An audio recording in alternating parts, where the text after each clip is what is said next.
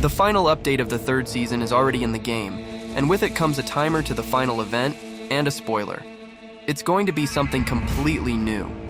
Hi, I'm Philly. The final patch of the season was a full-fledged event just like in the good old days.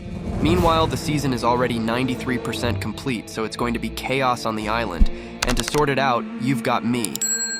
And today's issue, the date and time of the final event, the destruction of the Red Line rig, portals with superheroes, the return of Pandora's box, and the true power of the Wanderer.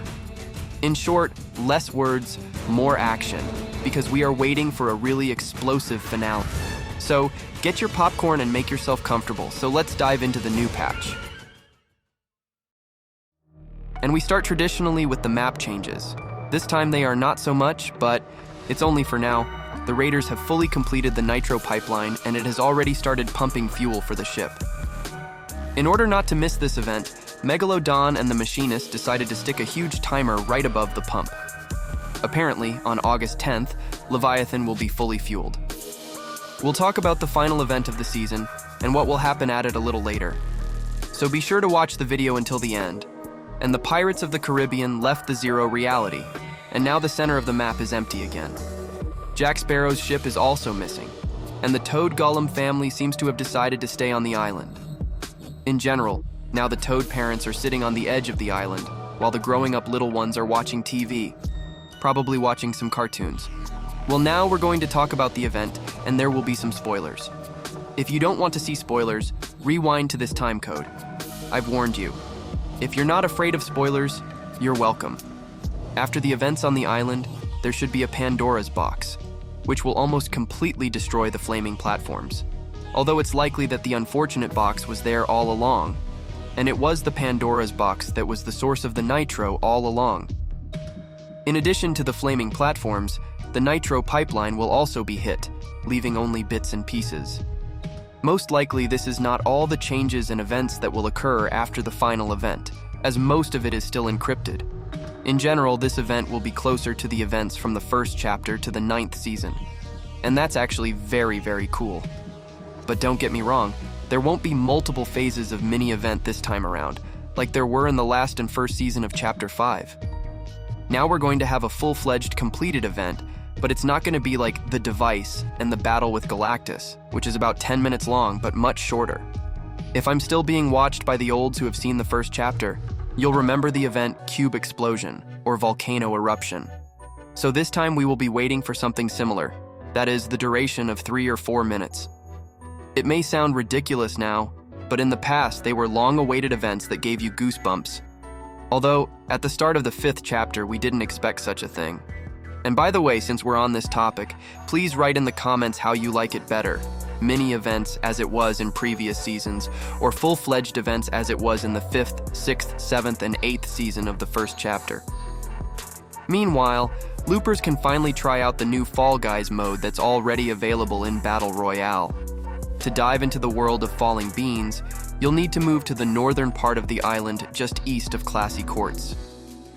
You may notice that there is a huge obstacle course above the lake, but you can't get on it so easily. When approaching the lane, we will be moved to one of the 5 bean statues, and there you can accept the task from her and turn into a Fall Guy. I'll tell you right away that there are a lot of people who want to run on the island of Fall Guys, so be ready to quickly leave after the race far away. 8 people can participate in the challenge at a time, and you have 50 seconds to complete it. After the race, we will be teleported back, and depending on the time spent on passing the test, a chest with the corresponding loot will fall next to us. In short, if you pass the test quickly, you'll get legendary loot. If you take a little longer, you'll get epic loot, and so on. But as far as I am concerned, the loot is so bad, legendary item falls only 1, and if you run on the epic reward, you may get blue guns or shockwave grenade. The mode itself turned out to be quite fun, and for completing the tests, you can also get freebies in the form of backpack, records, and free experience. However, I have a feeling that after visiting this island 10 times, the desire to return there will be almost completely lost. In any case, this track will hang in the air only until the end of the season. Epix finally made me happy with the return of the item they teasered in this season's trailer. Yes, I'm talking about the minigun that only appeared in this update. Keep in mind, It's been almost 2 months since it was announced. Well, anyway, better late than never. In general, minigun can be found in almost any chests on the island, but if you want to guarantee a fully loaded minigun, you can get a legendary minigun on the island. In addition, the developers have tweaked the loot pool of Fortnite Reload. Apparently, epics will do something there every 2 weeks, so that players will not get tired of the same gameplay. They also pleased with a new cool collab. The X-Men 1997 will be in the item store very soon. Cyclops, Colossus, and Jubilee will be visiting the store. It's still unclear whether the set will be sold for V-Bucks or for real money. But one thing I know for sure, you should buy all this beauty using the code FillyFishy in the item store. And looking ahead, the help of superheroes will be very, very useful to us now. Meanwhile, the Raiders storyline is about to come to a close, and the season finale should be very epic. As expected, the Wanderer will take down the Megalodon hard. After gaining the powers of Pandora's box, he will establish his power on the island. But more interestingly, he has somehow managed to rewrite all the Oracle's predictions. Yeah, in case you didn't know, the gems on Hope's board contain our old friend the Oracle. So, the Wanderer can now control the fates of the hinges using the constellations. It doesn't sound like much, but we have a trump card up our sleeve. Magneto's been setting up rift beacons all over the island, and now he's gonna put mutants and superheroes all over the island to fight back against the Wanderer. But that's not the point, because now Hope will get some power from the Oracle that will make her a superhero of sorts. And there's no shortage of new skins.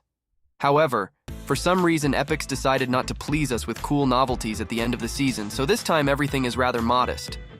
The first in line will be a Lizard Raider Lizik, and he is probably the only one I liked among the new skins of the update. Just look at his cute eyes. And for fans of massive skins, there is also an offer. Kyle from Save the World has signed up to be a raider, and even got some junk armor.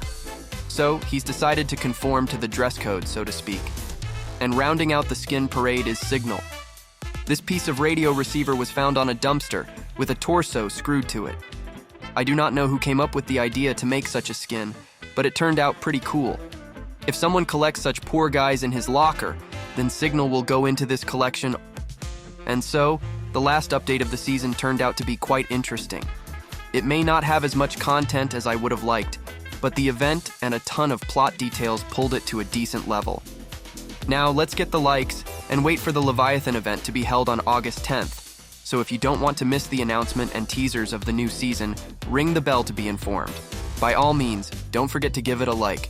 Hopefully this is the last time I'll be gone for this long.